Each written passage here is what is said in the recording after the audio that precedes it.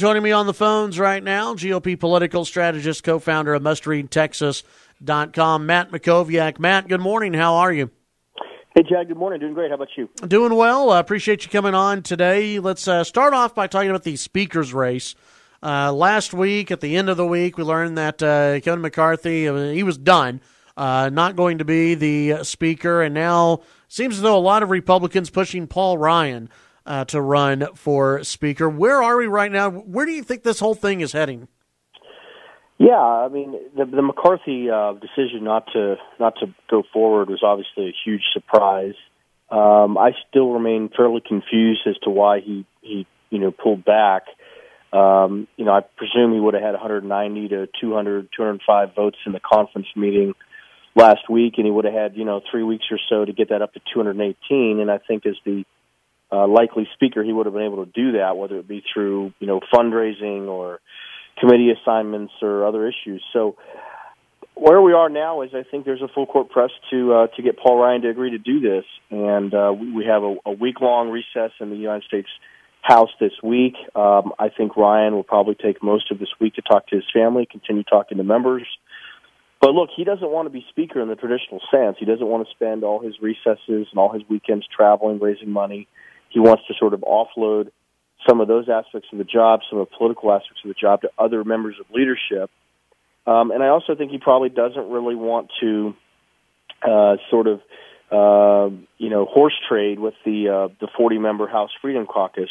He might be willing to open up the floor in terms of amendments and things like that, but he's not going to be willing to probably agree to everything they're going to want. So I just think, he's probably willing to do this if he's going to get, 230 votes or so, but that means you'd have to have a quarter of the House Freedom Caucus agree to support him for speaker. It's not clear that that's likely to happen at this point.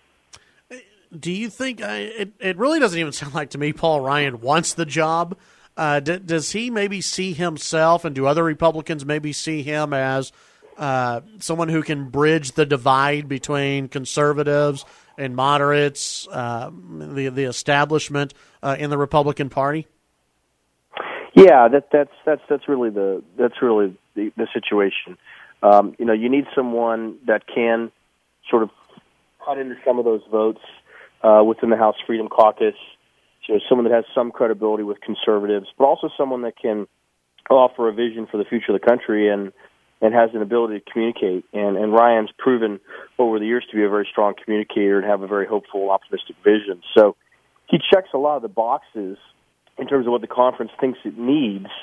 But again, I think the fact that he's so resistant to doing the job really raises the question as to whether this is something he really wants to do, and something he would do well. If his heart's not in it, it's not a good job. If your heart's not in it, I think he has to be convinced he can still have a serious policy role, because he's got his dream job now as House Ways and Means Chairman. He really wants to pass tax reform and pass entitlement reform, likely in 2017 if we have a Republican president. And so he really wants to be able to do that, and he's in a position to do that. But he wants to make sure he can also do that as speaker. But look, for him, it's all about time with his young children, weekends at home in Wisconsin. Those are the things that really matter to him, in addition to having a real policy role leading the country. Visiting with Matt Mackowiak, GOP political strategist, co-founder of MustReadTexas.com. Over the weekend, maybe on Friday, we learned that Ted Cruz, his campaign, again raised just a ton of money. It looks like he's doing well. Were you surprised by any of the other numbers that came in? Well, we haven't seen all the numbers yet. It'll be interesting to see how much Jeb Bush raises. Some of these other candidates that I think are probably running on fumes. You have Rand Paul raising $2.5 million, very low amount. He has very little money on hand. I think the same is probably going to be true for Santorum. It'll be interesting to see where Huckabee is. I think Jindal. I think some of these candidates are really down on fumes, and they're going to be very limited in terms of what they can do. It's going to be hard for them to do anything other than really just travel to the early states and travel to the debates and not really be able to do anything else. So, look, I think Cruz's fundraising numbers were very strong. He raised more this quarter than he did last quarter. He still was likely to have a fairly low burn rate. And the most important thing to me is that he doubled his number of individual contributors from in Q3 from what he had previously. That just shows he's going to have long-term fundraising potential and sort of staying power, because a lot of those donors probably gave $25 or $50, and they can give it again if they're so inclined in the fourth quarter. So I think, we continue to drive towards a situation where there'll be an establishment finalist and a conservative finalist, and I think more and more it's looking like Cruz may be the best position to be that conservative finalist. We have to see what happens with Trump. But on the establishment side, Jeb is obviously well-positioned financially, not well-positioned politically. There's increasing feeling that Rubio is very well-positioned for the establishment side. I thought he raised okay money with about $6 million raised. Really needs to step it up in the fourth quarter, but I think sort of the opportunity for Rubio is, I think, meeting the moment. The question is, can he rise to it? Visiting with Matt Mackowiak. Matt, before I let you go, any thoughts what you're going to be looking for in the Democratic debate tomorrow night?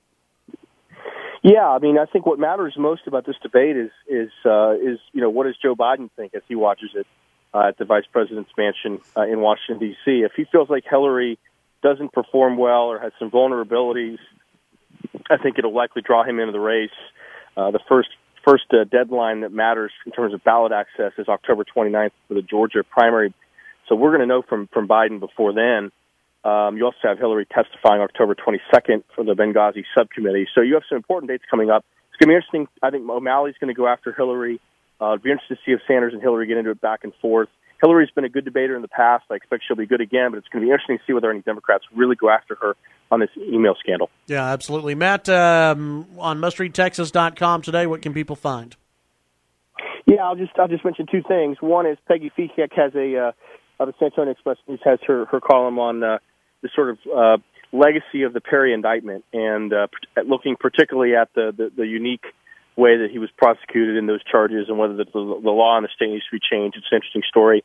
I also have my column, biweekly column, the Austin American Statesman, which is on gun control in light of the attack in Oregon and why most of the ideas that have been proposed by Democrats would not be successful. You can find all that and all the news from around the state of Texas at mustreadtexas.com. All right, follow Matt on Twitter, Matt Mackowiak. Matt, thank you very much. Have a good week. Take care. You too. All right, it's Matt Mackowiak here on the Chad Hasty Show.